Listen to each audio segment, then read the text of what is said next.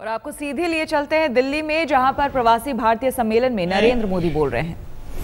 कोई भी Indian origin ऐसा ना हो जिसको हमने संपर्क न किया हो, और भारत की किसी न किसी विषय के साथ उसको जोड़ने का प्रयास न हुआ हो।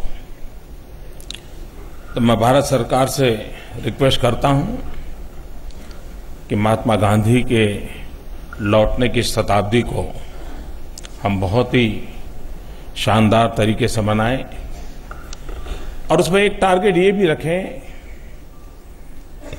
कि जो 35 एज ग्रुप के नीचे के जो ओरिजिनल इंडियंस वहां है, हमारी जो नई पीढ़ी है,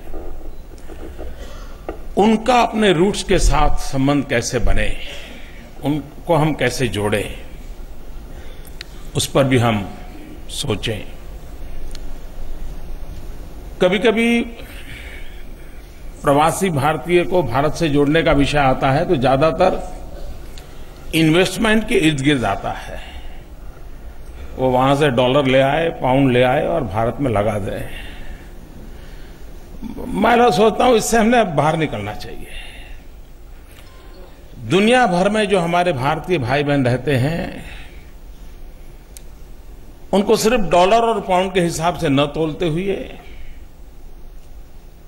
उनके पास एक अलग वर्क कल्चर का एक्सपीरियंस है, उनके पास एक डिफरेंट टाइप ऑफ डिसिप्लिन है, उनके पास नॉलेज है, विजडम है, एक ग्लोबल एक्सपोजर है।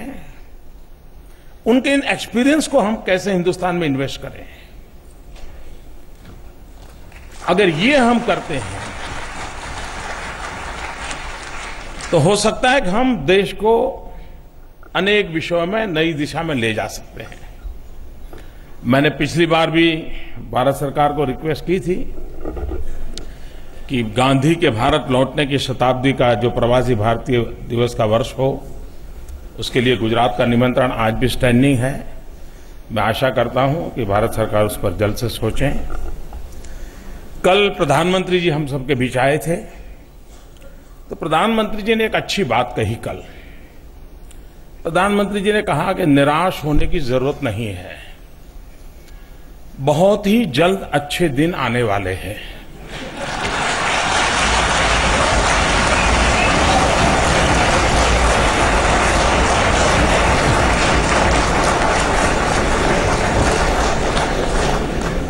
मुझे आज ये कहने की जरूरत नहीं है।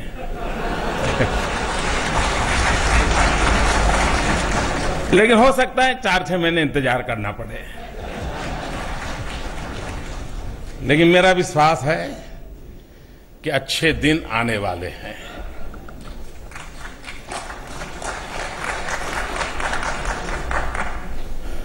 भारत के पास बहुत सामर्थ्य है,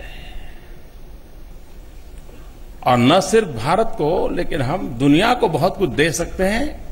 ये शक्ति हमारे देश के पास है।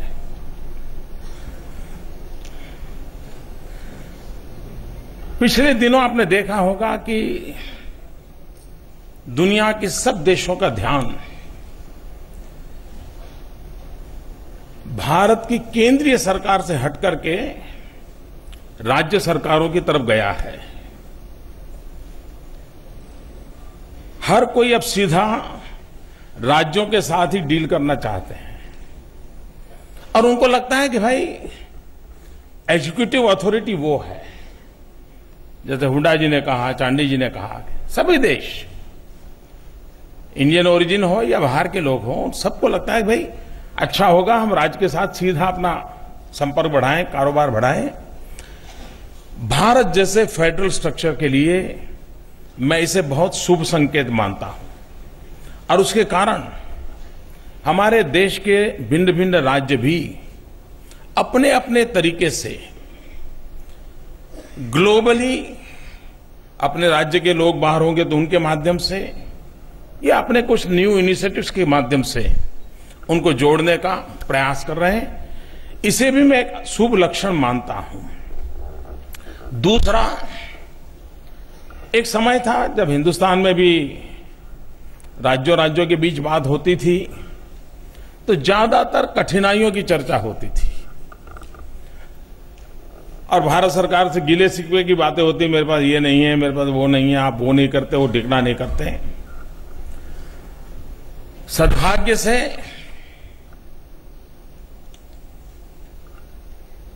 पिछले 12-15 वर्षों में एक माहौल ये बना है कि हिंदुस्तान में राज्यों के बीच भी डेवलपमेंट को लेकर के कंपटीशन का माहौल बना है, हेल्दी कंपटीशन का माहौल बना है। अगर मोदी ये कहेगा कि इसमें नंबर मेरा 1 है तो तुरंत हुड्डा जी कहेंगे नहीं इसमें हमारा नंबर 1 है। मैं मानता हूं एक हेल्दी सिचुएशन हमारे देश में आज पनपी है कि राज्यों के बीच डेवलपमेंट को लेकर के एक स्पर्धा का माहौल बना है। हर एक को लगता है कि हम भी कुछ डिलीवर करें, हम भी किसी क्षेत्र में आगे निकले। यह स्पर्धा जितनी तेज होगी, यह स्पर्धा जितनी व्यापक होगी और यह स्पर्धा जितनी कॉन्क्रीट होगी, यह देश इन सभी राज्यों के पुरुषार्थ के बलबूते पर बहुत तेजी से नई ऊंचाइयों को पार कर सकता है, ऐसा मेरा पूरा विश्वास है और ये दिखता है। अभी जब मोन्टेग सिंह जी कह रहे थे कि एक समय था बीमारू राज्यों की चर्चा होती थी, आज वो ग्रोथ सेंटर के रूप में विकसित हो रहे हैं, तो ये एक अच्छी निशानी की ओर हम चल रहे हैं। मैं आज गुजरात की जो बात है, बाद में एक जो राज्य का भी सत्र अलग होने वाला है उसमें मैं गुजरात की जरूर बात बताऊंगा। एक किताब मेरे भाषण की नोट यहां सर्कुलेट की गई है, उसमें भी काफी कुछ बातें मैंने लिखी है। एक इनिशिएटिव गुजरात ने लिया है, मैं चाहूंगा कि देश और दुनिया में इस बात को आप किस प्रकार से उजागर करें। Statue of unity, Sardar Vallabh भाई पटेल जिन्होंने देश आजाद होने के बाद देश को एक करने का भगीरथ काम किया था, 500 से ज्यादा रियासतों को एक किया था और भारत का वर्तमान जो नक्शा है उसके निर्माण में उनका बहुत बड़ा कंट्रीब्यूशन था। और कभी कभी तो लगता है कि अगर सरदार वल्लभ भाई पटेल न होते, उनकी वो सोच न होती, उनमें वो सामर्थ्य न होता, तो शायद गिर के लायन देखने के लिए हमको पाकिस्तान का वीजा लेना पड़ता होता, तब हम गिर के लायन देख सकते थे। लेकिन सरदार साहब थे कि जिनके कारण आज देश का हम ये नक्शा देख पा रहे हैं। तो यूनिटी के लिए इतना बड़ा काम किया, तो आने वाली पीढ़ियों को प्रेरणा मिले, उस बात को ध्यान में रखते हुए गुजरात में सरदार वल्लभ भाई का एक दुनिया का सबसे ऊंचा स्टैच्यू बनाने की हमारी योजना है। इसकी ऊंचाई स्टैच्यू ऑफ लिबर्टी से डबल साइज की होगी। ये विश्व का सबसे बड़ा, और ये यूनिटी का मंत्र होने के कारण हमारी कोशिश है कि हिंदुस्तान के 7 लाख गांव इस यूनिटी के अभियान के साथ जुड़े। पिछले दिनों एक कार्यक्रम किया था, 15 दिसंबर को सरदार वल्लभ भाई पटेल की पुण्यतिथि थी, डेथ एनिवर्सरी थी। मोर देन 1100 प्लेसेस पर रन फॉर यूनिटी का कार्यक्रम किया और 5 मिलियन से ज्यादा लोग रन फॉर यूनिटी में हिस्सा लिया और ये वर्ल्ड रिकॉर्ड बन गया। तो सरदार साहब कितनी बड़ी प्रेरणा दे सकते हैं। तो इन दिनों ये अभियान चल रहा है और आने वाले 5-7 साल में काम पूरा हो और विश्व के सामने हम भी एक गौरव के साथ खड़े रह सके, उस दिशा में हमारा प्रयास चल रहा है। आने वाले कुछ महीनों में दुनिया के देशों में जहां जहां भारतीय रहते हैं, वहां पर भी वहां की वेदर के हिसाब से सोचना पड़ता है, लेकिन कोई न कोई रन फॉर यूनिटी का कार्यक्रम हो, भारत के साथ और इस अभियान के साथ जोड़ने का कार्यक्रम हो। हमारे दफ्तर से सभी देशों का संपर्क हो रहा है। मैं भी आपसे आग्रह करता हूं कि आप अपने रिस्पेक्टिव कंट्रीज में अगर इस कार्यक्रम को करा सके तो जरूर करना चाहिए, ताकि उसके माध्यम से हमारे देश की बात हम दुनिया के सामने पहुंचा सकते हैं। आने वाले दिनों में 2 महत्वपूर्ण ऐतिहासिक घटनाओं की ओर मैं ध्यान आकर्षित करना चाहता हूं, जिस पर हम सब ने पूरे विश्व में और विशेष करके भारत में हमने सोचना चाहिए। आफ्टर 5 ईयर, 5 साल के बाद Mahatma Gandhi 150th birth anniversary के आएगी। गांधी 150। अभी से हमने पूरे दुनिया में जहां भी हम हिंदुस्तान के लोग हैं, महात्मा गांधी के विचार, उनके आदर्शों को लेकर के अभी से तैयारी करके गांधी 150 हम कैसे मनाएं, और गांधी के माध्यम से हम विश्व में हमारी बात कैसे पहुंचाएं। हम कौन है, क्या है, हमारा मानव जात को क्या कंट्रीब्यूशन है, हमने विश्व को क्या दिया है।